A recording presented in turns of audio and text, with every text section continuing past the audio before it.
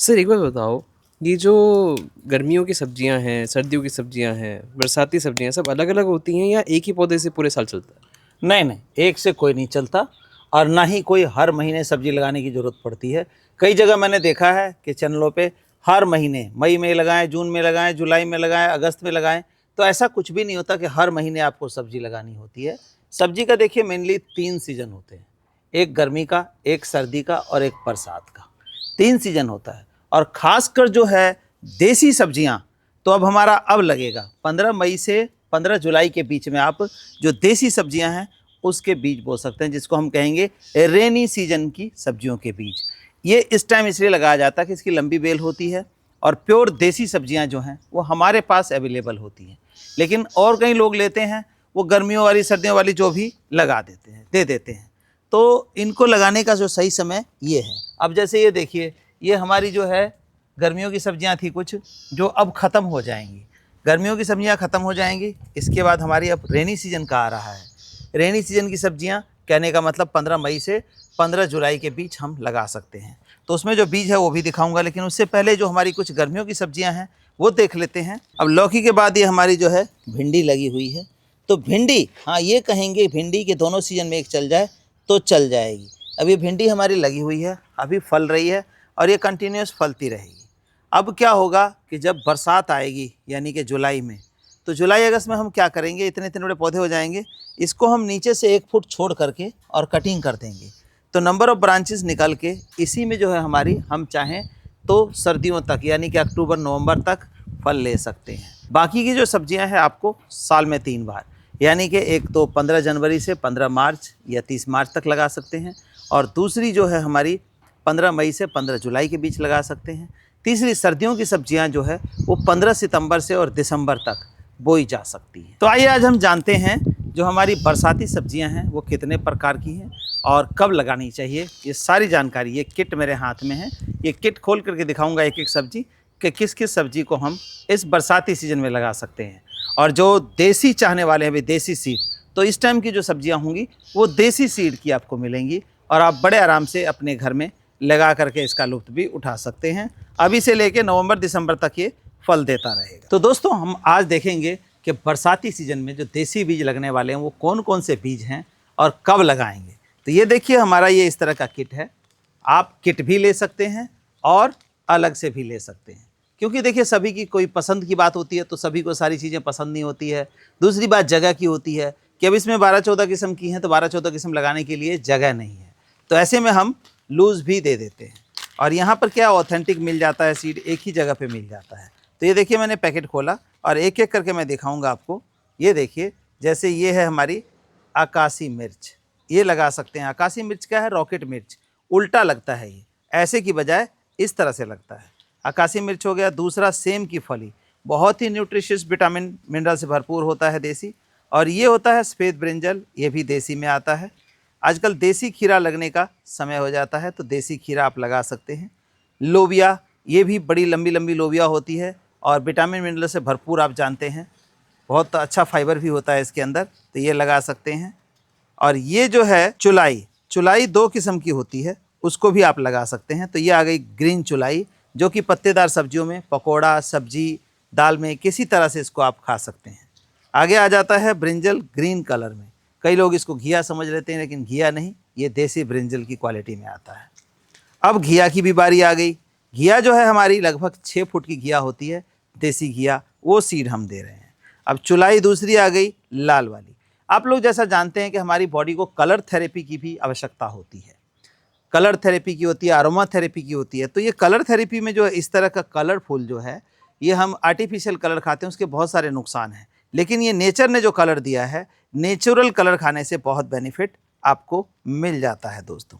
आगे है हमारी ये रिब तोरी, रिब तोरी या राम तोरी कहते हैं। इसके अंदर रिब्स बनी होती है, ये भी बहुत बढ़िया टेस्टी होता है। और अब देखिए ये सिंपल तोरी, जो बरसाती तोरी होती है, काफ़ी लंबी लंबी 2-2 फुट की हो जाती है ये। तो ये तोरी है, इसको लगा सकते हैं। इस टाइम की देखिए थोड़ी सी बेल लंबी होती है, क्योंकि देसी सब्जियां हैं। और ये गोल वाली जो है, ये भी बरसाती सीजन की, ये लगा सकते हैं, घिया। और इसके बाद है ये पेठा कद्दू, जो पीले वाला पेठा कद्दू होता है हमारा, उसको लगा सकते हैं, जिसमें मैग्नीशियम का बढ़िया सोर्स रहता है। और इस टाइम की जो लगाएंगे उसको आप साल 2 साल पेड़ में पकने के बाद 2 साल इसको घर में आप सिंपली ओपन में रख सकते हैं, ये रह जाता है। आगे देखिए भिंडी, भिंडी भी लगा सकते हैं इस टाइम की बरसाती। इसका भी पौधा थोड़ा सा लंबा होता है दूसरे के मुकाबले। और अब आता है करेला, करेला भी बरसाती बहुत बढ़िया रहता है। तो ये आ गया धनिया, धनिया भी हम इस टाइम लगा सकते हैं। धनिया को बहुत बढ़िया, धनिया जो है धनिया तो हर एक की ज़रूरत होती है, हर समय की ज़रूरत होती है। मार्केट में जो आता है पेस्टिसाइड से काफ़ी प्रेरित होता है, तो आप अपने घर में लगा करके इस धनिया का उपयोग भी कर सकते हैं। धनिया भी हम टूटा टुटाया ही दे रहे हैं ताकि आप लगा सकें। अब हमारे को देखते हैं 1 2 3 4 और ये 5 6 7 8 9 10 11 12 13 14 15 और ये 16 सीड जो हैं, 16 प्रकार के सीड हैं।